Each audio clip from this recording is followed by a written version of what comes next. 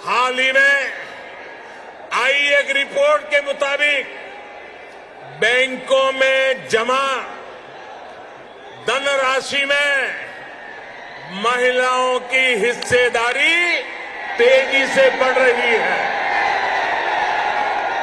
ग्रामीण बताते हैं कि आज हमारी बहनों की संपत्ति में हिस्सेदारी भी बढ़ी है और परिवार के आर्थिक फैसलों में पूछ भी बढ़ रही है। ये इसलिए संभव हो रहा है क्योंकि हमने बहनों को बैंकिंग से जोड़ा, देश की अर्थव्यवस्था में बेटियों की सीधी सक्रिय भागीदारी को प्रोत्साहित किया।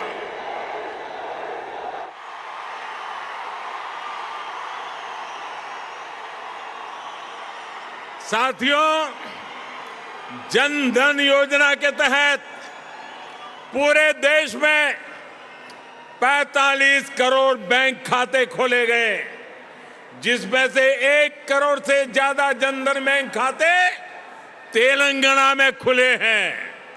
इन जनधन खातों में 55% से अधिक खाते महिलाओं के हैं।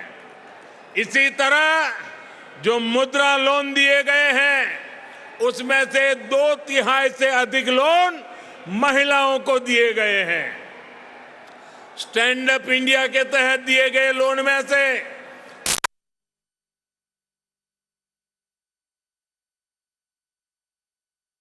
इन जनधन खातों में 55% से अधिक खाते महिलाओं के हैं। इसी तरह जो मुद्रा लोन दिए गए हैं उसमें से 2/3 से अधिक लोन महिलाओं को दिए गए हैं।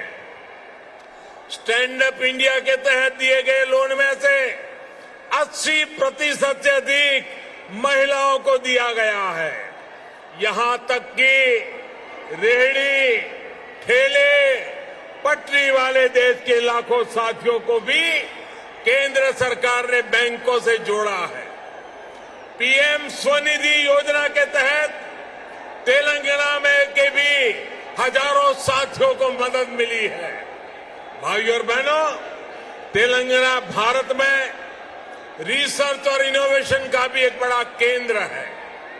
कोरोना काल में वैक्सीन को लेकर, दूसरे साजो सामान को लेकर जो काम यहां हुआ है उसने पूरी दुनिया में करोड़ों जीवन बचाने में मदद की है।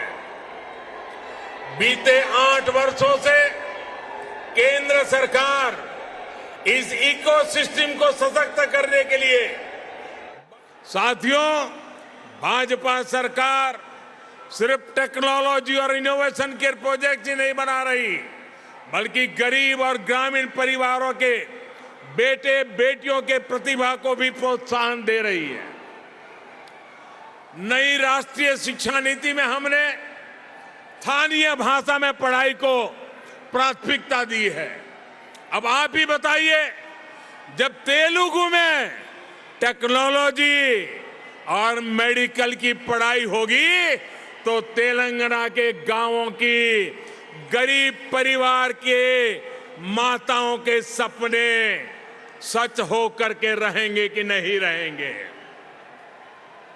इससे आत्मनिर्भर भारत के निर्माण के लिए टैलेंट का पुल बड़ा होगा या नहीं होगा? भाइयों और बहनों, आत्मनिर्भर भारत अभियान को रामागुंडम खाद कारखाना भी सशक्त कर रहा है।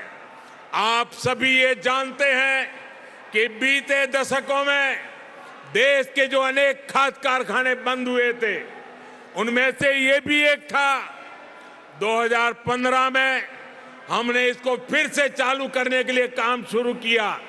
लगभग 6,500 करोड़ रुपए का निवेश किया। अब यहां फर्टिलाइजर का उत्पादन शुरू हो चुका है। बहुत जल्द इसको भी राष्ट्र के लिए समर्पित कर दिया जाएगा।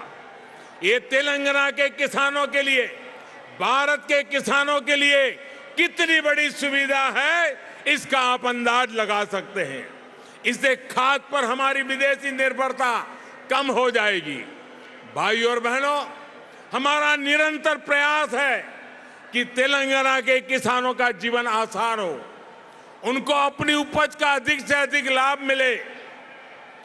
तेलंगाना में पानी से जुड़े लगभग 35,000 करोड़ रुपए से अधिक के 5 बड़े प्रोजेक्ट पर केंद्र सरकार काम कर रही है।